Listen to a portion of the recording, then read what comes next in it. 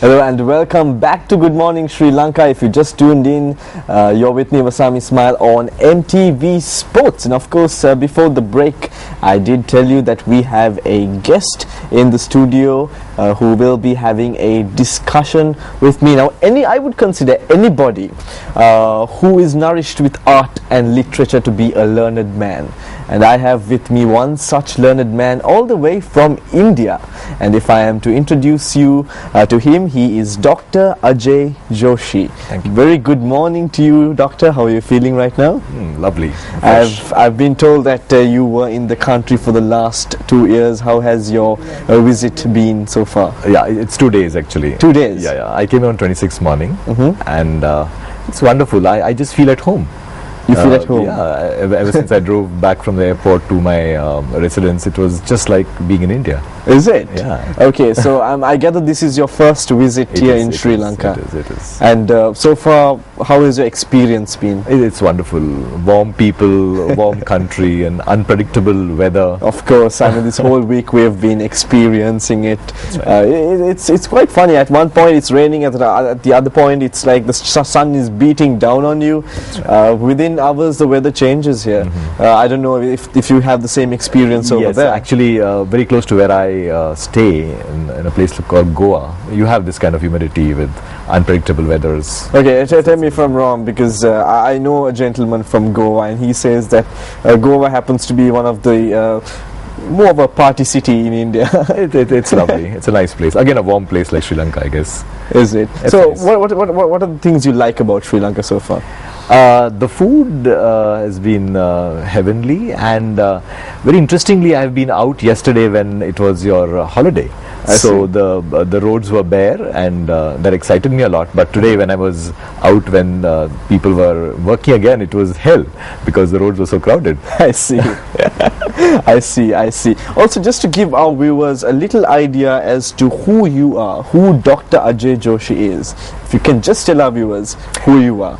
Okay, I'm Dr. Ajay Joshi, and basically a dentist by profession. This May I finished 25 years of my practice in Pune city. Wow. I have done my masters in journalism and mass communication. I have done my PhD in theatre. I'm a teacher. I'm a festival organizer. I'm a media person, and I think that's enough. Flattery, self-flattery.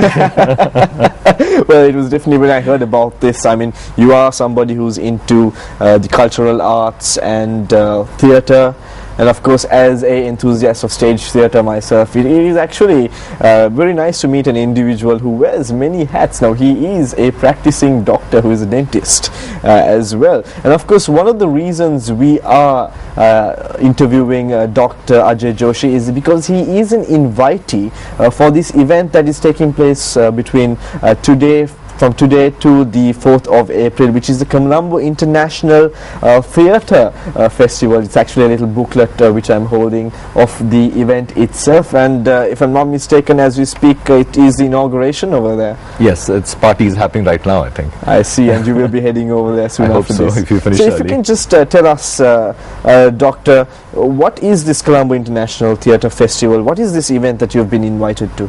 Okay, as far as I understand, this is the second edition of the Colombo International Theatre Festival, and I think it's some kind of an attempt by the theatre community in Sri Lanka to showcase the brilliant kind of work that is happening, especially after your turbulent years which you've been experiencing for the past couple of years.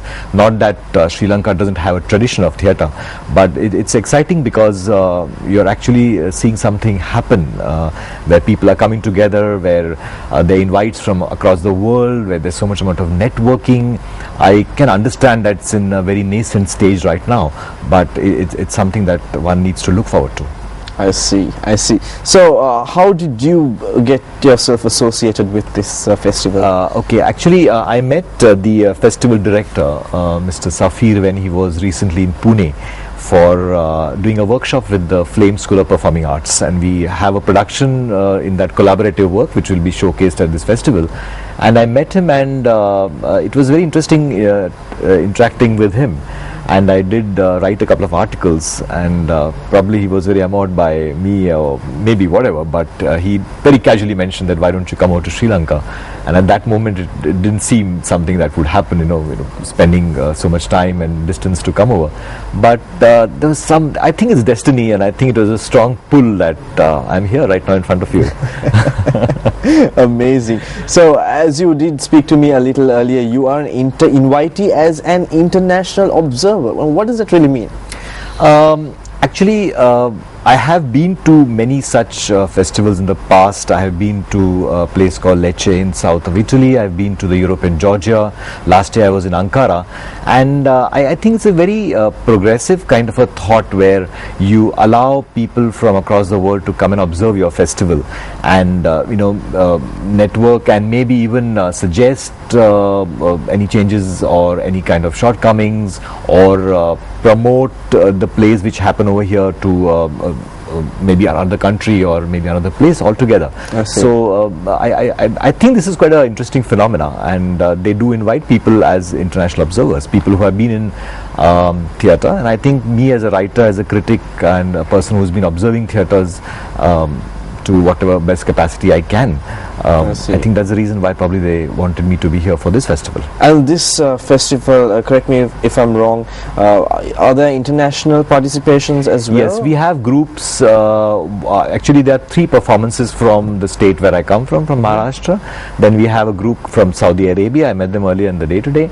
Then we have someone coming in from Austria. We have a troupe coming in from Nepal and Azerbaijan.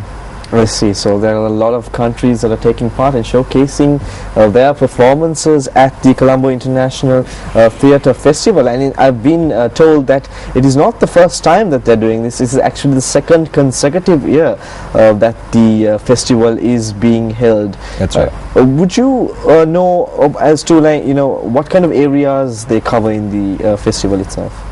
It's primarily theatre, I think, and from what I gather, though, I'm looking forward to the performances from tomorrow. But it's basically exploring the proscenium space and trying to get the performances.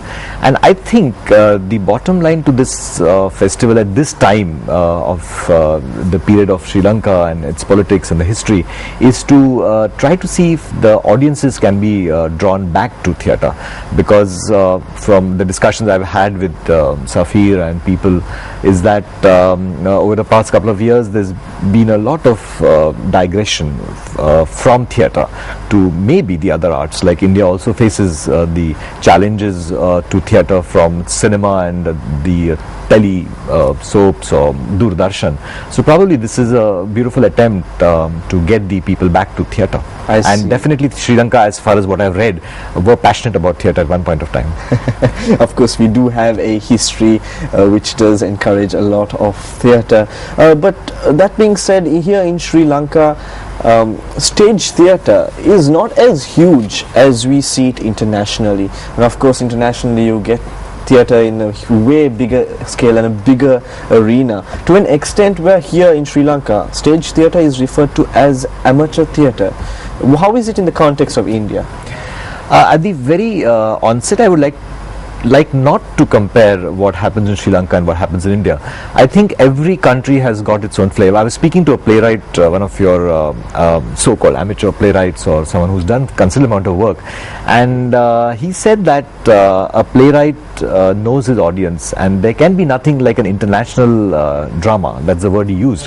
It has to be a national drama where there is a rapport building between the forms used, the topics used, and the playwright with his audience. And I think I would definitely go by what he says and a step forward by saying that there is nothing like a national. It's a regional theatre. So comparing Sri Lanka with India is not the wise thing to do. You have your flavors, you have your own angsts which you want to use this form of expression to reach out to the people, and I think that's creditable, even if it's in a small town, it's a small village, or maybe just a small community you're working with. So comparisons are out completely for me.